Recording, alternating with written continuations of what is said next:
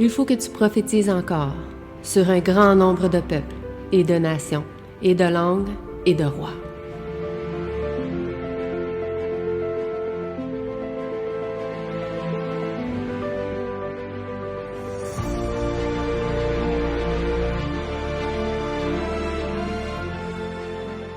Ce sabbat matin.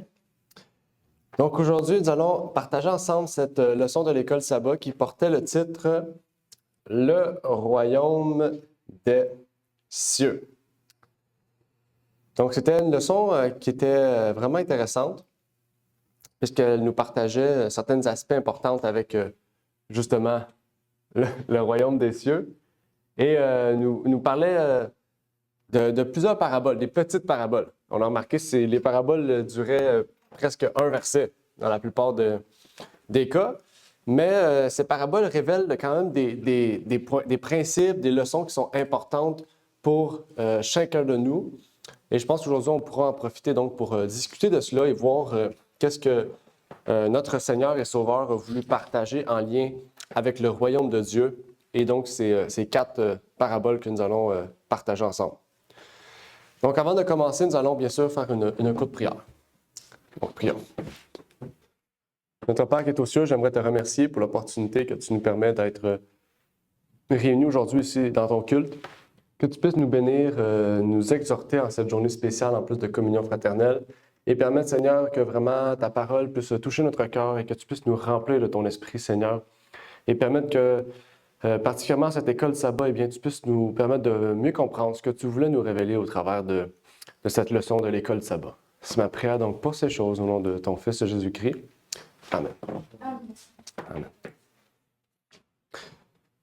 Donc, la première question qu'on pourrait répondre, c'est combien de paraboles nous partage le Christ en lien avec le royaume des cieux?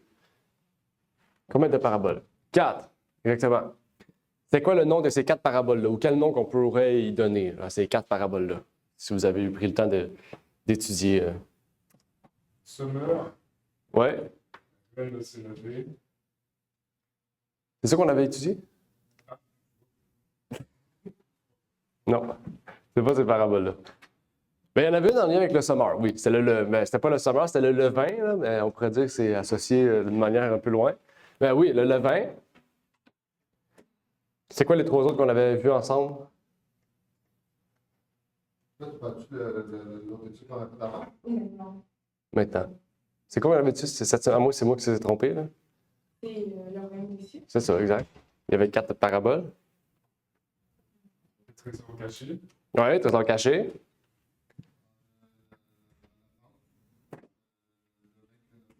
Oui, le levain, exactement.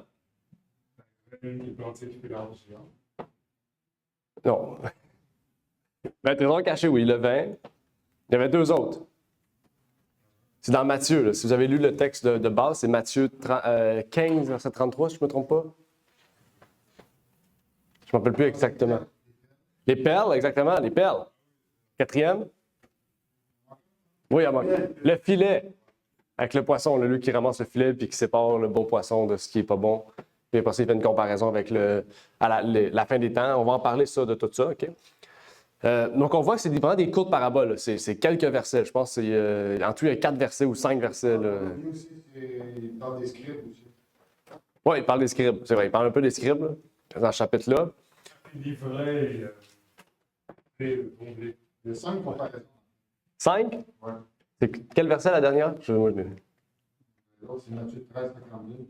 C'est pourquoi tout scribe, mais tu ne concerne le ciel semblable à un maître de maison. Et le trésor des choses. Effectivement, OK, il y en avait 5. Effectivement. Intéressant. Bon, on va en parler de ça. Parce qu'ils sont tous interreliés. On va pouvoir en parler quand on va pouvoir établir des liens entre ces paraboles-là. Parce que le titre, c'est quand même le royaume des cieux. Donc, si Christ a donné, si la leçon est construite pour nous donner ces 5 paraboles-là, c'est que ces 5 paraboles-là sont reliées d'une manière quand même importante en lien avec le royaume de Dieu. Donc, il y a des leçons à pouvoir tirer de cela. La première qu'on pourrait regarder, c'est elle avec la farine et le levain. Donc, qu'est-ce que représente la farine? Que représente la farine? Ouais, c'est l'enseignement, la parole de Dieu. OK. Qu'est-ce que le levain d'abord? Le vin, c'est l'enseignement additionné, ajouté par les pharisiens et autres. OK. Dans ce cas-là, moi, je pensais que le levain, c'était comme l'Esprit Saint. Ah, OK. Il travaille en nous, puis la farine, c'est comme la pâte. C'est le levain. Intéressant. Et après, gardez-vous du vin des pharisiens, c'est le cas le vin de OK. C'est ça, je n'ai rien dit parce que les deux, vous avez raison. Les deux s'appliquent à un texte différent. Puis on va voir là-dessus qu'il y a comme deux types de levain. On va en parler de ça. OK? On va revenir sur ça. Mais effectivement, la farine, ça nous représente. Maintenant, quel type de levain on utilise pour, on pourrait dire, agir sur la farine que nous sommes? Parce qu'on sait, un pain avec du levain, bien, il va gonfler. Maintenant, quel levain on utilise pour que ça gonfle? OK? On sait qu'on peut utiliser différents types de levain. C'est ce que la Bible nous révèle. OK? Carl en a parlé. David, vous avez l'air de deux points différents, mais pourtant, les deux sont bibliques. OK? C'est juste que c'est la source du levain qui est différente. Okay? Ça, la Bible le révèle. C'est ça qui est intéressant. Donc, on voit la farine, c'est nous. Particulièrement, on parle de l'âme. Okay? Donc, le levain va agir sur notre âme. Maintenant, c'est à savoir quel est le levain que nous allons utiliser. Et le levain, dans la Bible, on sait que si on utilise du bon levain, on sait que le levain, c'est la vérité. Celle qui va agir dans notre vie, qui va nous faire grandir spirituellement pour nous amener et nous rendre aptes au royaume de Dieu. J'avance vite là, parce que j'avais pas mal avancé vite aussi. Mais exactement, la farine, c'est nous. Et le levain, c'est la vérité qui, par le Saint-Esprit, transforme notre vie. On pourrait dire c'est ce qui fait gonfler notre vie, comme un peu l'arbre qui grandit. Bien, c'est ce qui gonfle notre vie, notre pain, la farine que nous sommes, pour nous rendre aptes au royaume de Dieu. C'est la sanctification à laquelle, eh bien, quand le pain est prêt, eh bien, Jésus vient le récupérer. De la même manière qu'il vient prendre les fruits de notre âme, il vient prendre notre âme pour nous emmener au ciel. Donc maintenant, la question qu'on pourrait se poser, c'est quel levain faut-il prendre? Parce que là, on a vu que la Bible comparait deux types de levain. OK? Puis là, puisqu'on en a parlé, je vais aller lire le texte, on va pouvoir élaborer sur ça, mais ça dit « Gardez-vous avec soin du levain des pharisiens et du levain d'Hérode. » C'est quoi le levain des pharisiens et le levain d'Hérode? Mais le levain d'Hérode, c'est les Hérodiens, okay? Ceux qui sont la cour d'Hérode, qui sont les sages de la cour d'Hérode. C'est une autre classe d'individus. On peut parler même des Sadducéens, là, des pharisiens, Sadducéens, Hérodiens, des scribes, etc. C'est quoi leur levain à eux? Qu'est-ce que la Bible nous dit?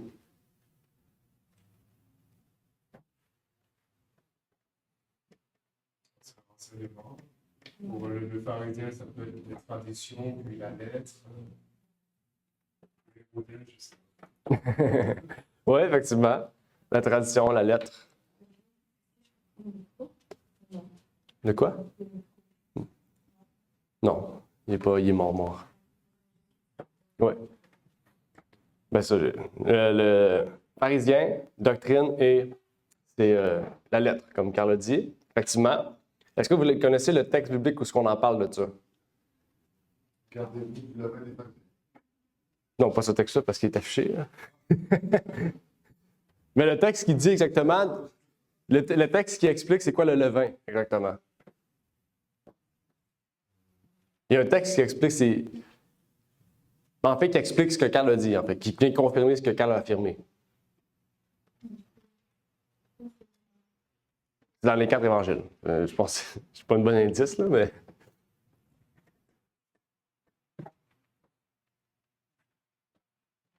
C'est pas comme muraille blanchie.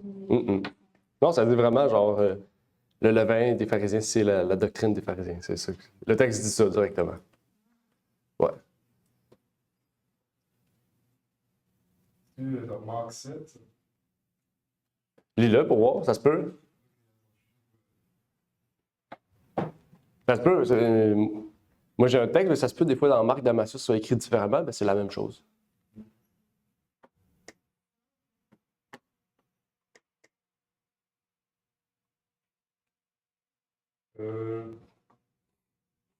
en vain tu m'honores en donnant des préceptes qui sont des commandements d'hommes. Vous abandonnez le commandement de Dieu et vous observez la tradition des hommes. OK. Oui, ça peut être un texte parallèle.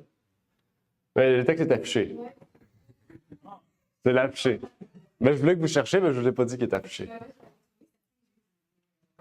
C'est dans Matthieu 16, 11. Okay, ça dit « Alors il comprit que ce n'était pas du levain de pain, mais de la doctrine des pharisiens et des sadducéens qui leur avait dit de se garder. » Ce que Carl a lu, c'est vraiment un texte aussi qu'on peut ajouter à ça, okay, connexe à ça, qui vient amplifier plus encore ce que ça dit. Parce qu'on dit doctrine, mais dans ce texte-là, il dit tradition. Je pense aussi que c'est important de l'ajouter. Okay? Parce que oui, les doctrines des pharisiens peuvent être vraies dans certains sens. Les pharisiens n'avaient pas tout faux, il y avait des doctrines qui étaient vraies. Mais quand on ajoute la tradition à leur doctrine, c'est là qu'on fait l'erreur même de l'Église catholique, où ils ont mélangé certaines doctrines à des traditions d'hommes, puis ils ont rabaisser la vérité de la Bible. Okay? Et de ça, en fait, Dieu ne veut pas, en fait, qu'on participe à ces choses-là. Il ne veut pas qu'on garde ces choses-là. Parce que notre pain va lever pas de la bonne manière. Ça va être une mauvaise levure, en fait. Okay? Même une levure artificielle, on peut dire. Parce qu'on va garder plutôt des traditions, des fausses doctrines, et non pas, en fait, la vérité qui va nous permettre d'être un beau pain, en fait. Okay? Un pain vraiment délicieux. On sait, on ne veut pas du pain blanc, on veut du pain brun. Okay? On veut du pain de qualité. C'est ce que Dieu veut nous donner, en fait. Il nous donne la meilleure chose possible. Et il y a un contraste intéressant, c'est dans Corinthiens, où ce que l'apôtre Paul nous dit. « Nettoyez donc le vieux levain afin que vous deveniez une nouvelle pâte, comme vous êtes sans levain.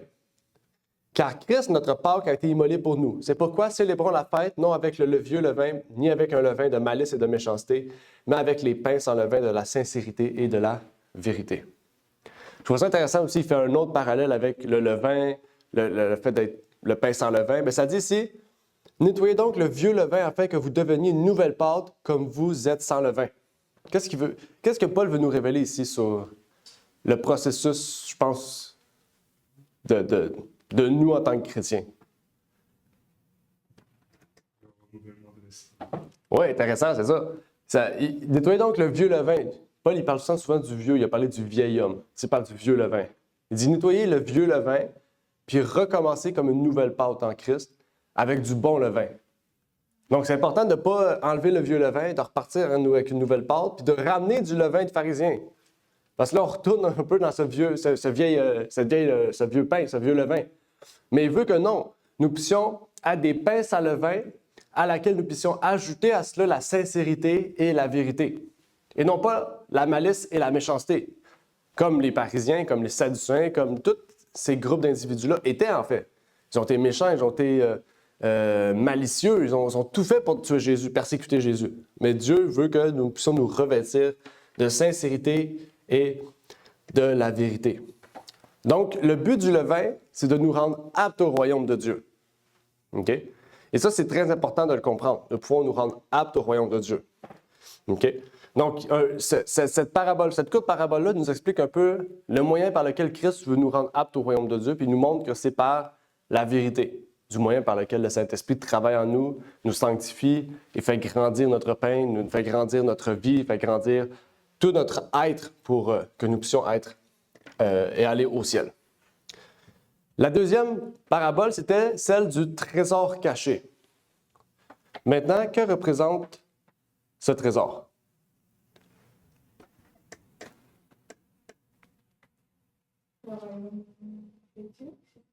OK, le royaume de Dieu.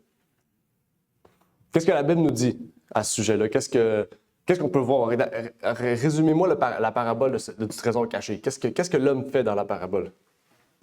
Il trouve un trésor, puis il décide d'acheter. Pardon, il trouve un trésor sur un terrain. Il décide d'acheter le terrain à bon prix pour pouvoir avoir accès au trésor. Je crois qu'il y a une version où il décide de garder le trésor pour lui. Il prend tout ce qu'il y a pour pouvoir acquérir ce. Oui, c'est ça. Intéressant. Qu'est-ce qu'il fait pour acquérir ce terrain-là? Quand il voit ce trésor-là, il ne le déterre pas. Là. Il le voit, il le laisse là. Il ne dit rien. Après ça, il vend tout ce qu'il y a pour acheter ce terrain-là parce qu'il sait que qu'est-ce qu'il y a en dessous est plus précieux que qu'est-ce qu'il vient de vendre. OK? C'est la même chose aujourd'hui. Là. C'est comme si vous allez sur un terrain, vous voyez un geyser de pétrole ou de l'or, là, vous dites, c'est sûr que là, je suis un millionnaire.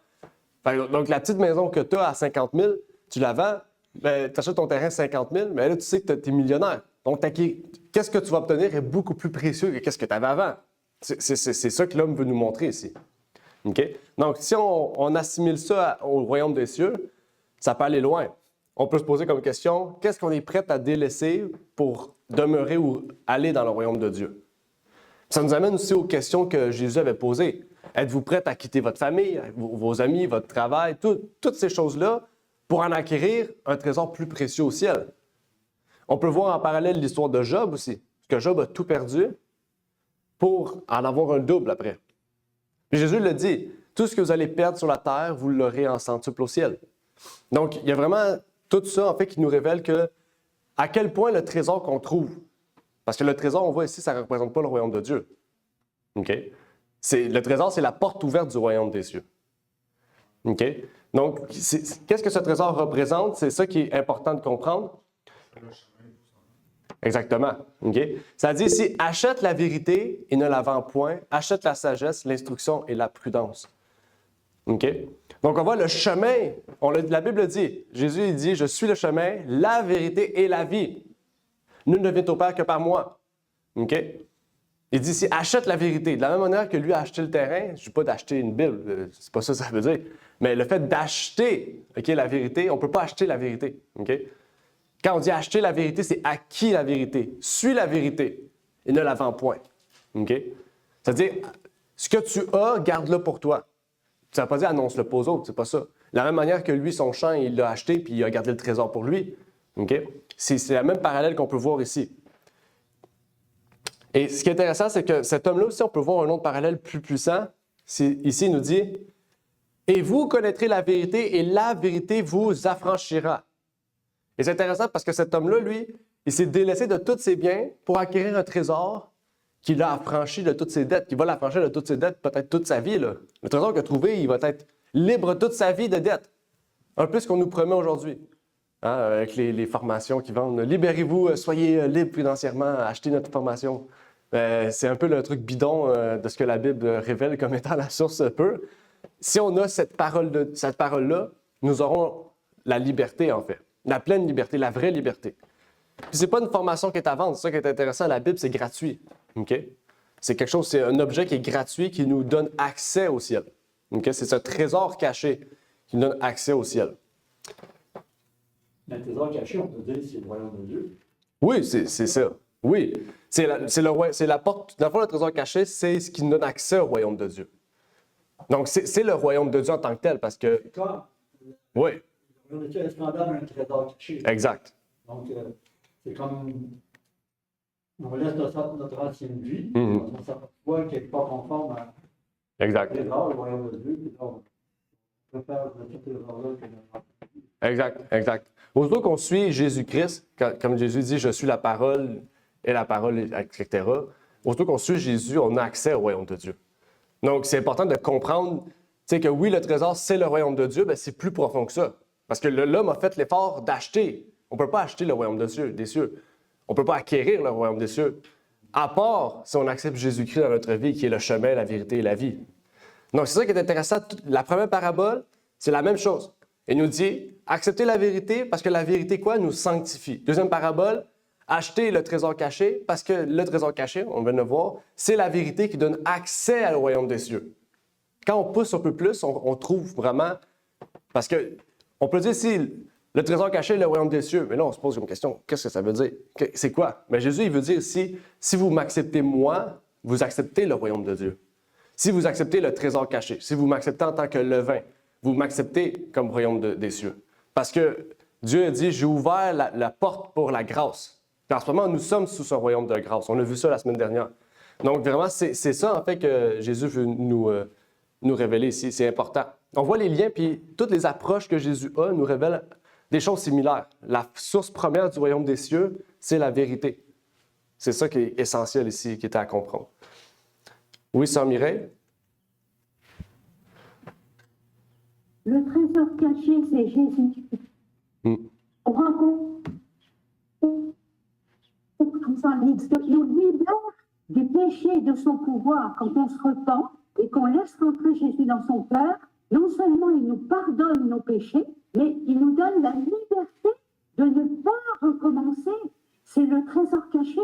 Et une fois qu'on l'a trouvé, plus rien ne compte. Enfin, plus rien ne compte.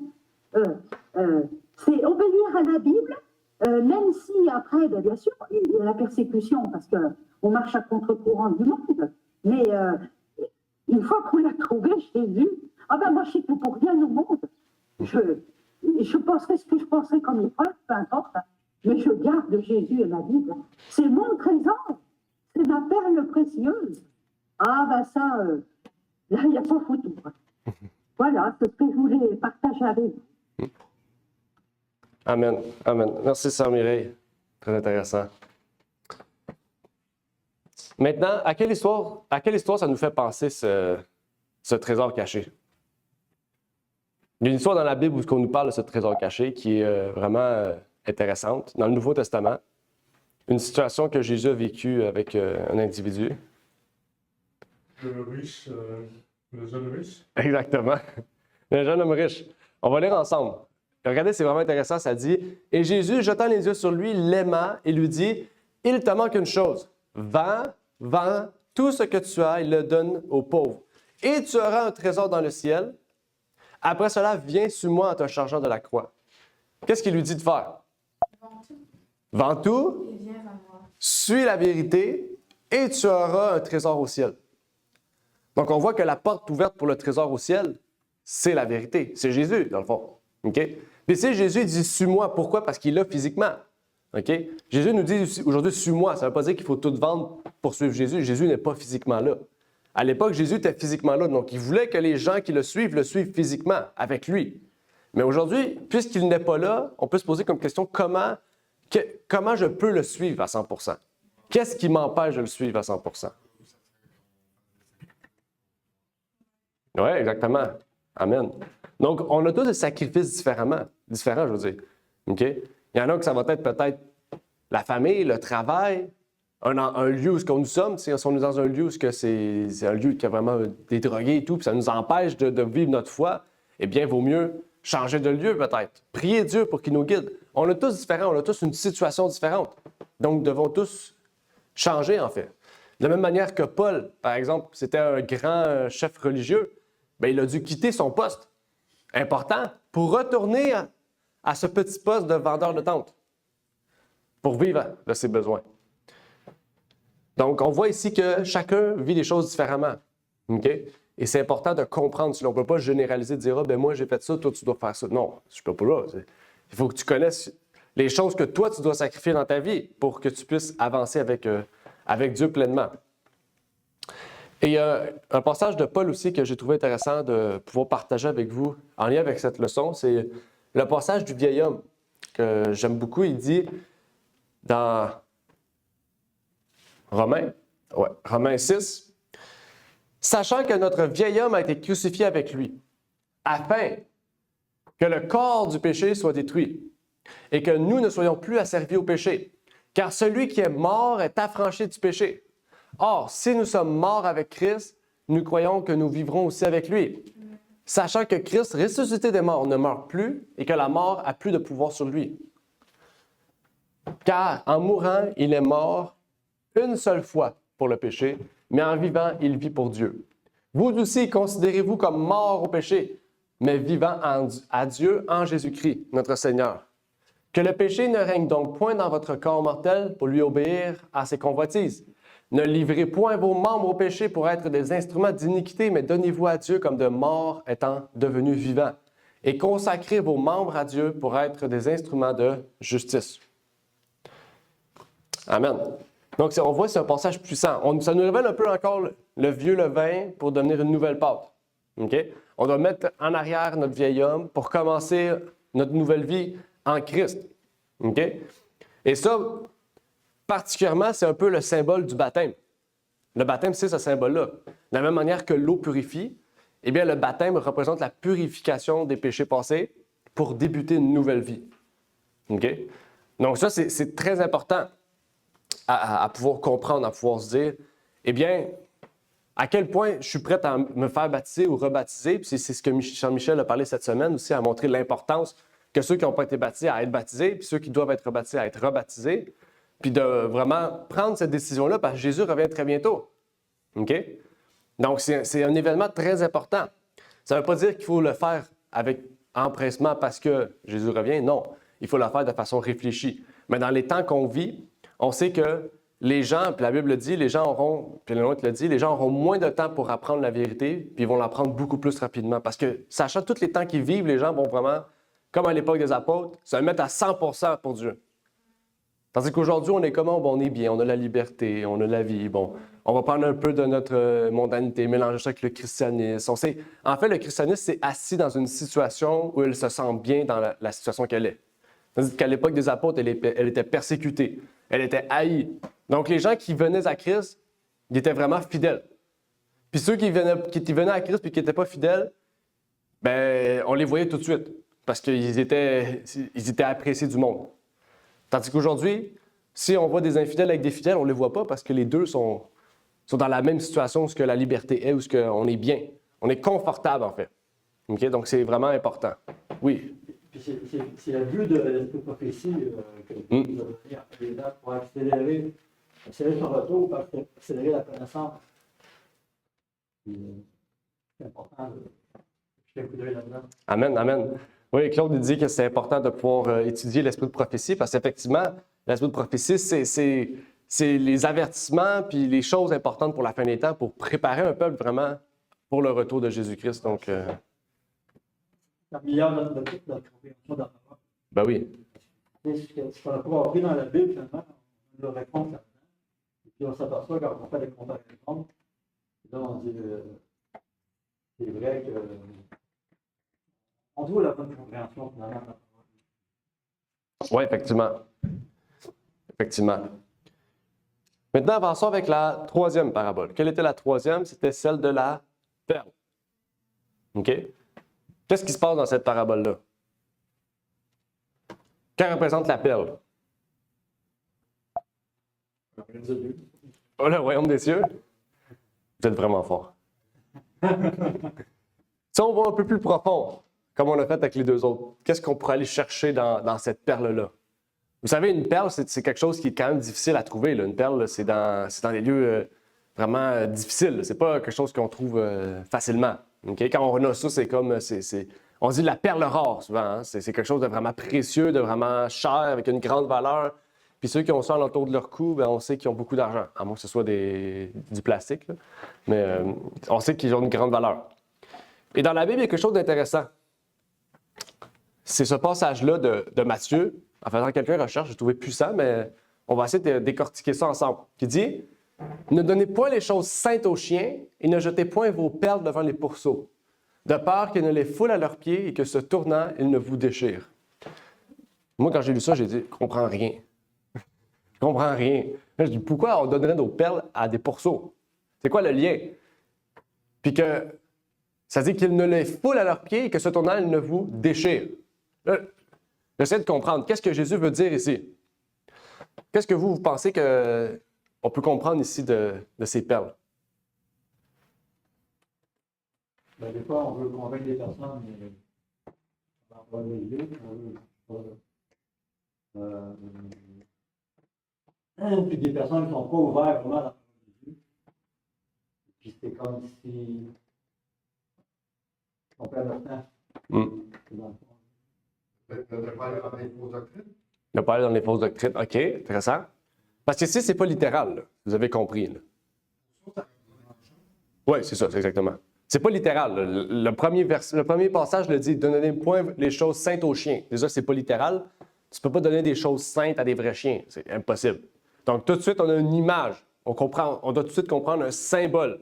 Puis on sait que dans la Bible, les chiens, la Bible le dit, hein, les chiens, c'est ceux qui sont mal élevés. C'est ceux qui n'en valent pas la peine. Donc ici, on dit, ne donnez point les choses saintes aux chiens. Donc les perles ici sont un symbole. Est-ce que ça dit ici, ne donnez point le royaume de Dieu aux pourceaux? Ça ne peut pas être ça. Mais on sait que la perle est reliée au royaume des cieux. Donc ça veut dire que les perles sont quelque chose de vraiment tellement précieux qui donne accès au royaume des cieux. La connaissance, OK, intéressant. Peut-être la vérité encore, je ne sais pas. Hein? C'est ça qui est intéressant. Puis j'aimerais lire un texte important, un passage, je veux dire, un rêve. Je ne sais pas si vous avez déjà lu le rêve de William Miller, le rêve prophétique de William Miller. Parce qu'il y a eu un rêve prophétique. Okay? Puis ce rêve-là a vraiment été important pour les pionniers adventistes par la suite. Messager, c'est pas un rêve adventiste. C'est un avant les pionniers adventistes. Okay? C'est William Miller, c'est lui qui a amené la prophétie de 1300 soir et matin. Puis il a fait un rêve prophétique qui vraiment se réalise, puis s'est réalisé même encore aujourd'hui. Okay? Et son rêve, j'ai pris juste un court passage, vous pourrez aller le lire en ligne si vous voulez, ou je pourrais vous le donner en français si vous le voulez en papier. Ça dit « Je vis alors que parmi les joyaux et les pièces de monnaie authentiques, il avait dispersé une quantité innombrable de faux joyaux et de fausses pièces de monnaie. J'ai été très irrité par leur conduite vile et leur ingratitude, et je les ai réprimandés pour cela. Mais plus je réprimandais, plus il dispersait les faux joyaux et les fausses pièces parmi les authentiques. » Donc lui, pour résumer le rêve, il arrive dans une pièce où il y a un coffre. Il rouvre le coffre, il voit plein d'or, plein de pierres précieuses. Puis tout d'un coup, il y a plein de gens qui rentrent dans cette pièce-là, qui volent tout, puis qui échangent les vraies pièces contre des fausses pièces, des beaux joyaux contre des faux joyaux. Puis là, il se disait, arrêtez de faire ça. Mais tu sais, il ne pouvait pas intervenir. Arrêtez de faire ça. Puis plus qu'il disait d'arrêter, plus que les gens ils continuaient à faire ça. Donc, à un moment donné, il a juste arrêté de le dire. Puis les gens ont arrêté. Puis quand il a arrêté, bien, il n'y avait plus rien. Il y avait juste... Tout ce qui était vrai était échangé par quelque chose de faux. Puis il essayait de comprendre qu'est-ce que ça voulait dire, ça. Il essayait de comprendre qu'est-ce que ça disait. Puis un peu plus tard, bien, les pionniers l'ont compris, mais elles l'ont été révélées un peu plus tard, quand même 50 ans après la vision. Les joyaux de la vérité sont éparpillés dans le champ de la révélation, mais ils ont été enterrés sous les traditions humaines, sous les paroles et les commandements des hommes, et la sagesse du ciel a été pratiquement ignorée. Donc, elle nous révèle ici que les hommes qui venaient prendre, c'est qu'en fait, ils prenaient la vérité et le remplaçaient par des traditions, remplaçaient par des fausses doctrines. Exactement. Donc, quand les gens venaient dans ce trésor-là, ils pensaient que c'était un trésor de valeur, mais c'était rien, c'était du pipeau. Il y avait rien dedans. C'était faux. OK? Et donc, les gens, ils pensaient suivre la vérité, mais ils suivaient l'erreur. OK? Ils pensaient suivre quelque chose, mais il n'y avait rien. OK? Donc, la perle, on pourrait voir ici que c'est la vérité. OK? La perle, c'est quelque chose de précieux. Je ne dis pas que c'est juste la vérité.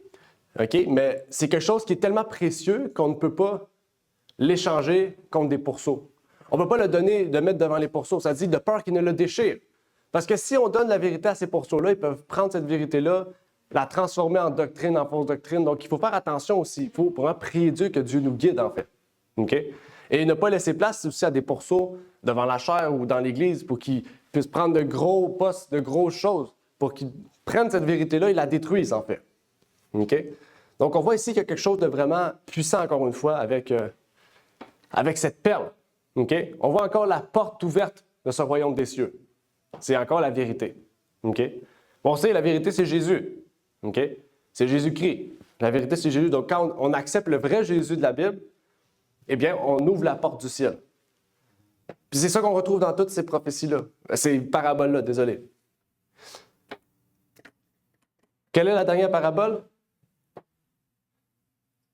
Bien, l'avant-dernière parabole, je sais que la dernière qui est un peu plus loin, c'est celle du filet. Dans Matthieu 13, 47 à 49, nous dit « Le royaume des cieux est encore semblable à un filet qui, étant jeté dans la mer, ramasse toutes sortes de choses. » À quoi ça nous fait penser, ça? Oui, les pêcheurs. Ah, le blé livré. Le blé livré. C'est la même parallèle. OK? La preuve, c'est la suite.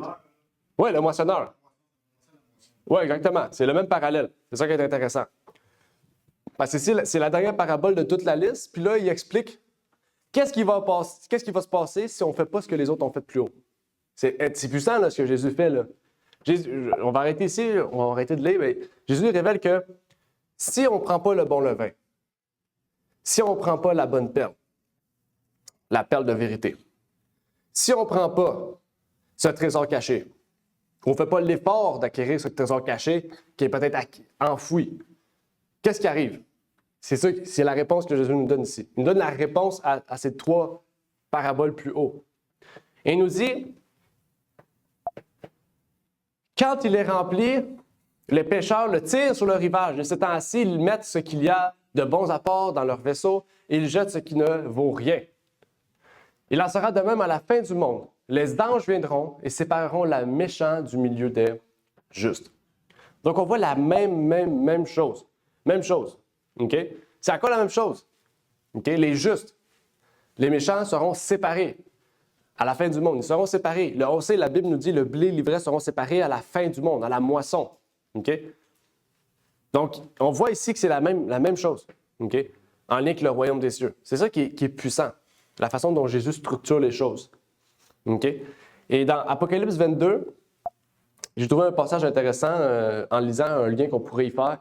Ça nous dit, il me dit aussi, en parlant de l'ange Gabriel qui parle à Jean, ne scelle point les paroles de la prophétie de ce livre, car le temps est proche.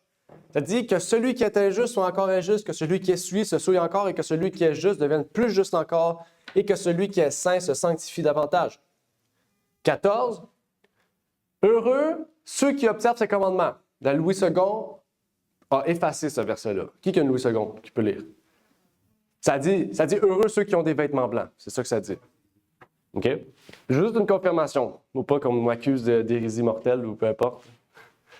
On ne sait jamais avec ce qui se passe en ligne. Verset 14. Heureux ceux qui lavent leur robe afin d'avoir droit à l'arbre de vie et d'entrer par les portes dans la vie. Exactement. Heureux ceux qui lavent leur robe. Originellement, cette structure de phrase-là, même la phrase n'existe pas. Okay? C'est vraiment heureux ceux qui observent ses commandements. C'est intéressant. Dans le dernier chapitre de la Bible, on nous dit ça. On nous dit que celui qui est juste se sanctifie, que celui qui est juste continue à être juste, que celui qui est saint se sanctifie encore. Puis un peu après, heureux ceux qui observent ses commandements. C'est quand même puissant. OK? Puis après, ça dit afin d'avoir droit à l'arbre de vie et d'entrer par les portes de la ville.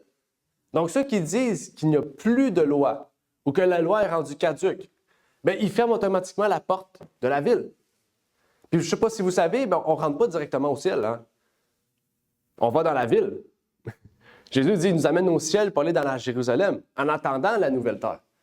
Donc, on ne jump pas tout de suite. Là. Tu ne peux pas dire, je vais faire l'itinérant en dehors de la nouvelle Jérusalem, puis quand ça sera le temps, je vais aller sur la nouvelle terre. Ça ne marche pas comme ça. On doit entrer dans la ville. OK? Parce que la ville, c'est comme l'avion. C'est notre moyen de transport.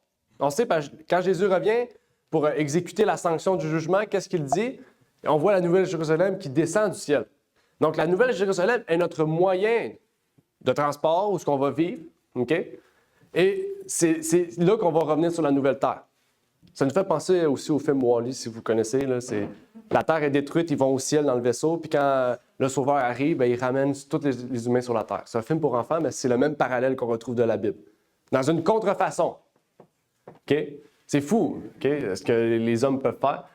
Mais c'est ça qu'on voit ici. Puis ça dit, mais dehors seront les impudiques, les empoisonneurs, les fornicateurs, les meurtriers, les idolâtres et quiconque aime et pratique le mensonge. Même, il y en a un peu plus bas, ça dit dehors les chiens. OK? Donc, pour vous dire à quel point Dieu, on dit Dieu, on pourrait dire c'est un Dieu radical. Pas un Dieu radical.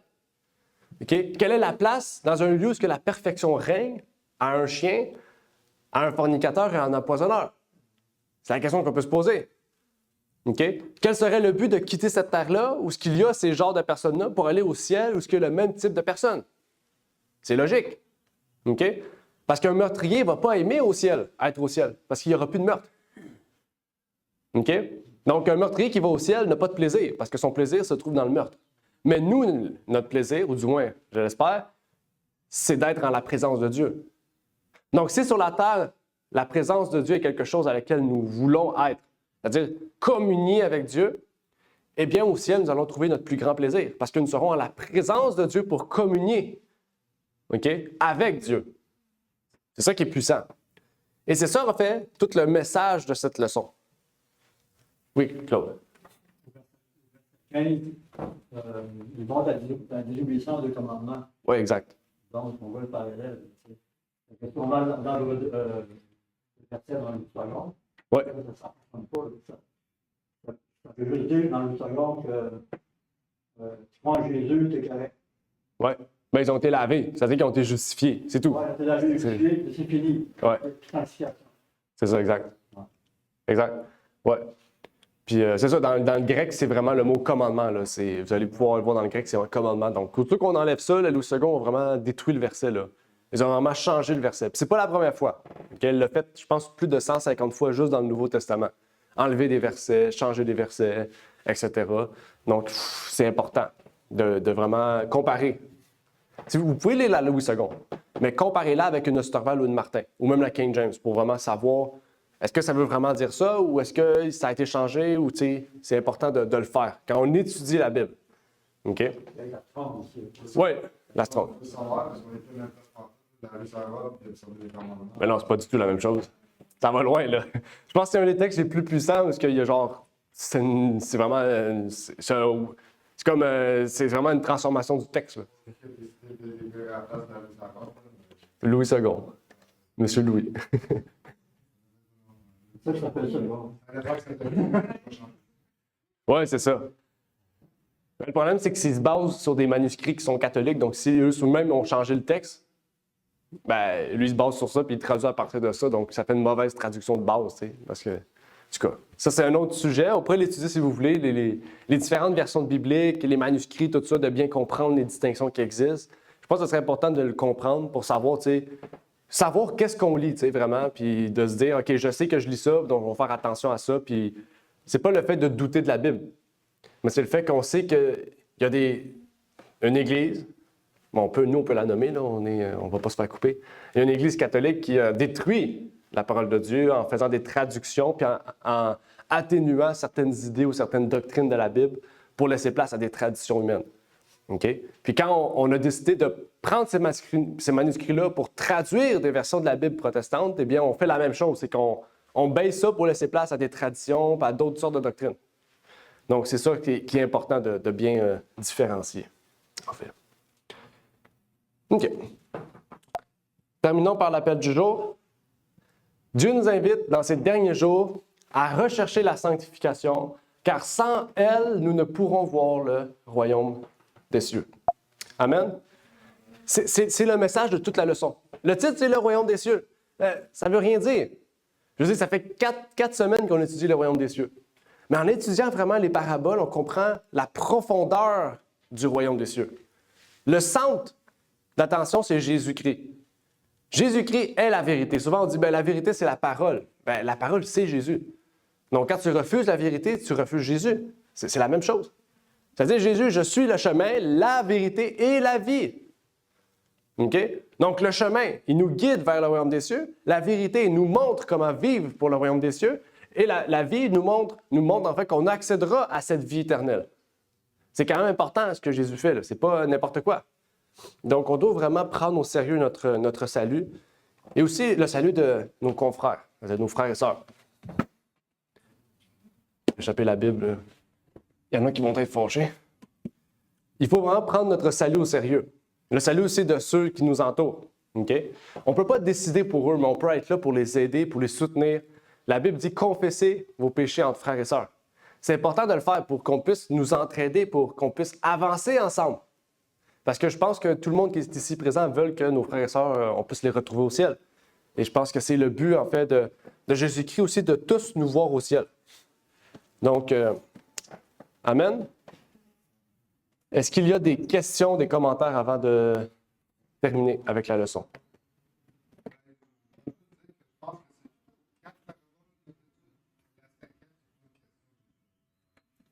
OK. Ouais. Mais ça, on en a parlé un peu avec le pharisien, la tradition des pharisiens, puis le levain et tout, là. Donc, ouais. C'est quoi la leçon de la semaine prochaine? La prière. OK, intéressant. Ça change vraiment de sujet, là. Mais c'est intéressant, on va parler de la prière. OK. Donc, est-ce qu'il y avait des commentaires, des questions? On parlait des chiens. Oui. La femme qui prenait les miettes dans tout le temps. Oui. Les chiens. En tout cas, on donne les miettes aux chiens. Les chiens, c'était les Samaritains. Dans le contexte. Là. Mm-hmm. Ouais, pour les Juifs, ouais, c'est. Ouais. Est-ce que vous savez pourquoi les Juifs détestaient les Samaritains? C'est important aussi de le savoir. Parce que l'Ancien Testament en parle, mais pas. C'est juste dans Néhémie qu'on le sait. Si vous lisez Néhémie. Non. Ils ont pris, il me semble qu'ils prenaient la connaissance de Dieu puis la pervertissaient. Oui, c'est ça exactement. Exactement. Ils mélangeaient l'idolâtrie avec certaines vérités des Juifs. Pourquoi? Parce que les Samaritains, avant qu'on les appelle les Samaritains, c'était des Juifs. mais c'est les Juifs qui n'ont pas été déportés à Babylone, qui sont restés à Jérusalem. Puis vu qu'il n'y avait plus de temple, plus rien, mais ils ont décidé d'adorer Dieu d'une manière qu'eux pensaient que c'était la bonne, mélangeant certaines traditions alentour des Babyloniens.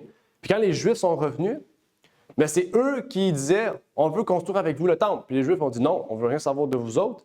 Vous avez mélangé les traditions avec les doctrines de Dieu, on vous met de côté. » Puis ça a été une erreur parce qu'ils auraient pu les prendre, dire oui, puis après ça, les amener dans le droit chemin.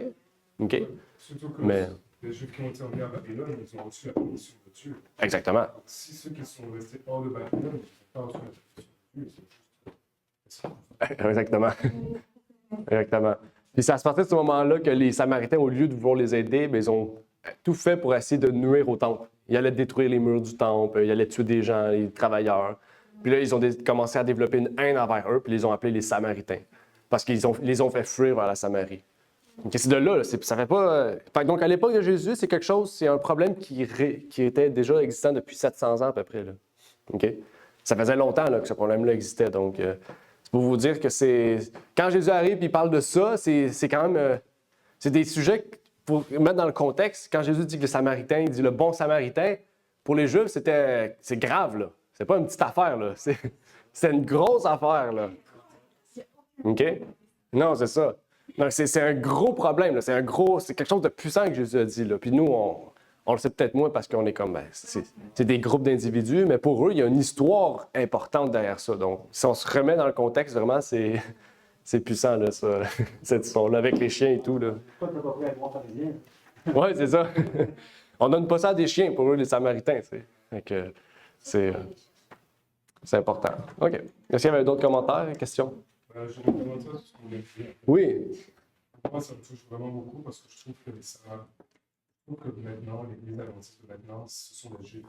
C'est contraire à l'égalité, puis ils pensent qu'ils adorent Dieu, mais ils adorent. C'est pas Dieu qui les adore. Ils ont une très mauvaise opinion assez élitiste des gens qui sont à l'extérieur de l'Église. Ceux qui sont à l'extérieur de l'Église, genre, voilà, je vais les appeler qui ne croient pas en Dieu, mais qui font de leur mieux pour être des bonnes personnes. Pour moi, ça, ce sont des Samaritains. Et on peut voir comment la femme, c'est la femme près du puits, qui était une Samaritaine, parce que Jésus lui a dit ses péchés, il s'est retourné direct, partager la parole à toutes les personnes qui étaient saines. Donc, tous les Samaritains-là, ils ont fait exactement ce que Jésus voulait. Ils ont donné leur vie, puis ils vont être sauvés. Tandis que les Juifs qui sont soi-disant la parole de Dieu, qu'est-ce qu'on dit? Voilà ce qu'il en est avec Dieu. Donc, pour moi, je trouve que c'est vraiment une grosse comparaison de la fin des temps, puis de ne pas voir les Samaritains comme des chiens, mais comme des gens qui peut-être désirent les d'apôtres. Amen. Oui, effectivement. Carl a parlé d'une comparaison intéressante, il comparait les Juifs à l'Église adventiste. Puis, bon, c'est vrai, totalement vrai. Dans leur façon qu'ils sont, ils agissent pareil. Puis, effectivement, de la même manière qu'à l'époque, si vous prenez l'époque de Jésus, on voit Jésus, à chaque fois qu'il parle à un Samaritain, il accepte la vérité. Il n'y a jamais une fois où Jésus a parlé à un Samaritain, puis ça a été un événement catastrophique. Jésus allait marcher des kilomètres, des centaines de kilomètres pour aller voir des fois quelques personnes, parler à des Samaritains. Puis à chaque fois qu'il parlait à un Samaritain, les gens l'acceptaient facilement, rapidement. OK? Pourquoi? Pour plusieurs raisons. Un, parce qu'ils voyaient déjà un Juif qui venait vers des Samaritains. Puis deuxièmement, parce qu'en plus, c'était Jésus. Donc, tu sais, c'est pas n'importe quel Juif. C'est Jésus lui-même qu'eux avaient entendu parler. Il y a un Messie. OK? Parce qu'ils savaient. Puis là, ils voyaient cet homme qui arrivait. Puis que c'était le Messie qui allait les voir. Donc, c'est sûr que là, ça changeait drastiquement leur vie. Puis on doit faire la même chose aussi. OK? Parce qu'aujourd'hui, c'est la même chose qui se passe. OK? Comme il a dit, les Adventistes ont décidé de mettre le monde de côté puis de vraiment se différencier, distancer du monde, dans le sens, dans tous les aspects, malgré que l'Église soit très mondaine. Mais elle se distingue dans cet aspect-là. Puis nous, on doit faire l'inverse. On doit aller chercher les gens de ce monde-là. On doit aller voir ces gens de ce monde-là. OK? Révéler la vérité, montrer comment les vrais chrétiens doivent être. Révéler, parce qu'aujourd'hui, il n'y a pas de vrai christianisme. Il n'y en a pas. Il faut montrer le vrai christianisme. Il faut montrer le vrai levain, la vraie perle, le vrai trésor caché. OK? Puis c'est pas juste nous qui l'ont. Il y a plusieurs personnes qui l'ont à travers le monde. OK? Et on doit le révéler. OK? C'est important. Sœur Mireille, ça va être le dernier commentaire. Quand toutes ces paraboles qu'on a écoutées, en fait, ben, c'est pour aussi, enfin, je pense, c'est pour aussi nous mettre en garde contre l'ivraie. Parce que l'ivraie, il pousse avec le bon grain. Alors, enfin, peut-être que je me trompe, mais je pense que ces paraboles, c'est pour nous mettre en garde. Parce que c'est vite fait de semer une fausse doctrine comme ça, avec une bonne apparence de chrétien. Alors, il ne faut pas qu'on jette nos perles au pourceau, mais il faut qu'on soit vigilant. Parce qu'il faut qu'on fasse rentrer dans notre cœur que la bonne doctrine, la parole de Dieu, et puis on les reconnaîtra. Celui qui m'aime garde la parole de Dieu. Donc, même si on a des gens qui disent chrétiens impeccables, mais qui ne gardent pas les commandements de Dieu, eh ben, il ne faut pas marcher avec eux. Parce que le vrai chrétien, eh ben, il aime la parole de Dieu et son bonheur, c'est par la grâce de Dieu, c'est d'obéir à la parole de Dieu. Enfin, pensez ça. Amen. Merci, Sœur Mireille. Effectivement, Jésus nous met en garde contre d'être vigilant. OK? Il y a une différence entre aussi le terme, j'oublie le terme d'être. C'est quoi le terme qu'on dit être. Non, pas la vigilance, c'est quand la méfiance. Il y a une différence entre vigilance et méfiance. OK? Ou prudence. OK? Et ça, la Bible dit, il ne faut pas être méfiant des gens. OK? Mais vigilant. Vigilant, ça veut dire qu'on est prudent dans l'approche que nous avons avec les gens. La méfiance, c'est tout de suite, tu es comme fermé puis tu es négatif envers l'individu que tu as devant toi. Exactement. Donc ça, quand on a la méfiance, c'est l'œuvre de Satan. C'est ce que la Bible nous dit. Donc c'est important aussi de l'approche dont nous avons avec les gens et de pouvoir vraiment être ferme sur la vérité, mais de pouvoir être vigilant. C'est-à-dire faire attention, savoir, Dieu va nous guider dans ça. Savoir comment on doit parler aux gens, savoir comment on doit approcher les gens pour vraiment leur amener la lumière à ces gens. Amen. Donc, il n'y a plus de commentaires, questions. La semaine prochaine, on va parler de la prière. C'est intéressant. On va pouvoir porter attention et un regard sur cet aspect de la vie. Justement, on va prier, donc ça va nous permettre de terminer. Prions. Notre Père qui est aux cieux, j'aimerais te prier, te remercier pour l'opportunité que tu nous permets de pouvoir partager la leçon de l'école du sabbat. Je rends gloire à Dieu, Seigneur, que toutes les personnes ici présentes ont pu intervenir, partager. Et vraiment, c'est une grâce de pouvoir, Seigneur, échanger entre frères et sœurs les aspects importants, Seigneur, de ton message, et particulièrement sur les paraboles de Jésus que nous étudions depuis le début du mois d'avril, Seigneur. Eh bien, que tu puisses nous bénir, nous exhorter, donner la force et le courage d'avancer malgré les difficultés, Seigneur, et que tu puisses permettre que ta parole puisse nous sanctifier, que nous puissions, en tant qu'Église, Seigneur, eh bien, nous unir et avancer avec toi, Seigneur, chaque jour de notre vie. C'est ma prière, donc, pour ces choses, au nom de ton Fils Jésus-Christ. Amen. Merci d'avoir écouté cette vidéo. Si vous désirez rejoindre l'œuvre au Québec, veuillez nous contacter par email à asjh1889 de Terrebonne @gmail.com et via Facebook à commercial ASJH1889 de Terrebonne. Merci à vous et que Dieu vous bénisse.